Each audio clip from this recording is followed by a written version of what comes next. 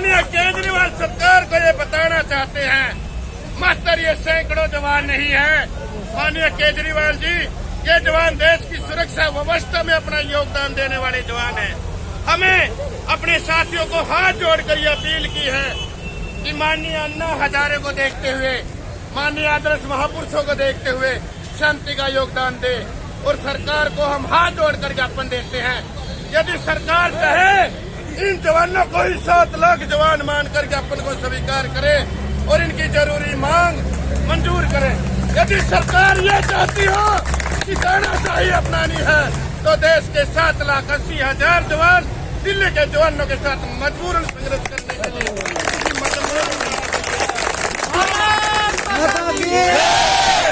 साथियों में बड़ी खुशी है।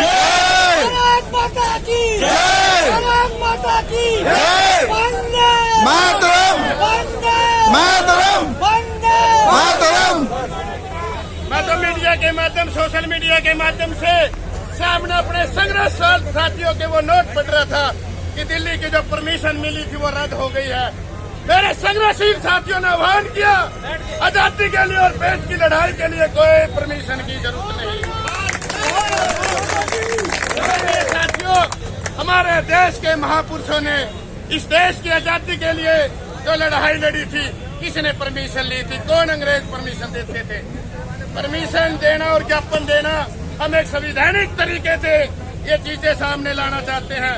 यदि सरकारें हथकड़े अपनाना चाहती हो तो ये बाजवा, ये कंधा और ये खून आजादी के लिए लड़ाई लड़ने के लिए पुनः संघर्ष करेगा। होमगार्ड एकता अपना हक लेके रहेंगे, अपना हक लेके रहेंगे। हमारे साथी ज्ञापन देने के लिए गए हैं। यदि साथियों को कुछ अच्छा समाधान बताने की सरकार कोशिश करती है, हम सरकार का स्वागत करते हैं। आज और ये सांकेतिक धरना मात्र आज का नहीं था साथियों, भूख हड़ताल पर हमने बैठना पड़ा। हमारे साथी एक भी अन्न और एक भी पानी की बूंद अपने अंदर नहीं जाने देंगे जब तक हमें अपना न्याय नहीं मिलेगा। मीडिया के साथियों के माध्यम से मैं तानाशाही सरकार जो हथकड़े अपनाकर इन जवानों की रोजी रोटी छीनना चाहती है, उनको ये चीज बताना चाहता हूँ। अरे सरकार में बैठे मेरे प्रिय नेताओं, माननीय मुख्यमंत्री जी और अन्य राज्यों में भी वही होमगार्ड जवान काम करते हैं, उसी एक्ट के अनुसार काम करते हैं। दिल्ली के अंदर 3 साल बाद इन जवानों को डिस्चार्ज क्यों किया जाता है? माननीय साथियों, 6 महीने का सेक्शन है, हर 3 साल बाद नए नए हथकड़े अपनाए जाते हैं। अभी इन जवानों का 31 मार्च तक का समय है, साथ में नई भर्ती सरकार ने निकाल दी है। जब इन जवानों का भविष्य खराब कर चुके हो, क्या देश के हर युवा का भविष्य खराब करने पर तुले हो? साथियों, रोजी रोटी के लिए हमारे साथी नहीं, हमारे परिवार लड़ेंगे, हमारे समाज लड़ेंगे, हमारे संगठन लड़ेंगे। रूप से मैं सारी चीजें नहीं बताना चाहूंगा। आप साथियों के आशीर्वाद से, आप साथियों का जो ज्ञापन है, आप साथियों की जो आज मांग है, जितने भी सार्वजनिक संगठनों तक हमने पहुंचाने की कोशिश की, सभी सार्वजनिक संगठनों ने एक ही आह्वान पर और एक ही ताकत के साथ आज साथियों का सहयोग देने की कोशिश की है और आश्वासन दिलाया है। समय आने पर अभी तो काफी लड़ाई लड़ने के लिए साथियों, और जो इस देश के ऊर्जावान और शिक्षित और अनुभवी युवा सुरक्षा व्यवस्था बनाने में अपना अहम योगदान दे सकते हैं, हम नहीं चाहते वही युवा सुरक्षा व्यवस्था बनाने वाले युवा सुरक्षा व्यवस्था में कहीं न कहीं रोड़ा बने। और सरकारों ने हमारी मजबूरी लाके खड़ी कर दी। तो साथियों, भारत का कोई भी संगठन ऐसा नहीं होगा जो आपके साथ दिल्ली के दरबार के अंदर नहीं बैठा होगा। यह आप साथियों से न कि आह्वान बल्कि विश्वास दिलाकर आप साथियों के बीच में बैठते हैं। और आप साथियों के रोजगार के साथ कोई आ जाती है, हम हरियाणा प्रदेश से 2 नुमाइंदे राष्ट्रीय नेशनल होमगार्ड वेलफेयर एसोसिएशन की तरफ से एक दूत बनकर एक शांति से हरियाणा सरकार ने जो नियम बनाए हैं उन सरकारों को संकलन करके दिल्ली की सरकार तक देने आए हैं।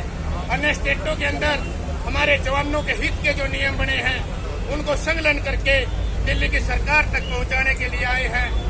17 जनवरी 1984 को केंद्र की तरफ से जो सर्कुलेशन जारी हुआ था कि 3 साल के अनुभव के बाद क्वालिफिकेशन और योग्यता के आधार पर होमगार्ड जवान और सिविल डिफेंस जवान को कम से कम C या D क्लास की कर्मचारी के दायरे में लिया जा सकता है। राज्य सरकारों ने वो मांग आज तक नहीं मानी। हम वो ज्ञापन संकलन करके सरकार को देने आए हैं और ज्ञापन के साथ साथ हम खुशी से अपनी ऊर्जा से अपनी ताकत से ये बताने के लिए आए हैं। यह तो इन ज्ञापन से और हाथ जोड़कर विनती से सरकार मान जाए, अन्यथा पूरे भारत के जवान ड्यूटी छोड़कर इन साथियों के साथ बैठने के लिए मजबूर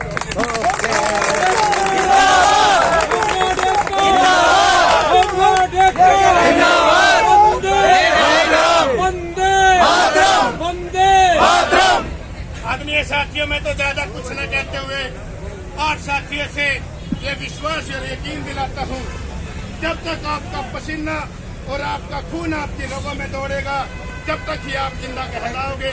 आपका भाई, आपका बेटा, आपका साथी, जब तक आपका संघर्ष चलेगा। मुझे नहीं चाहिए तानाशाही ड्यूटी। मैं हरियाणा प्रदेश की सुरक्षा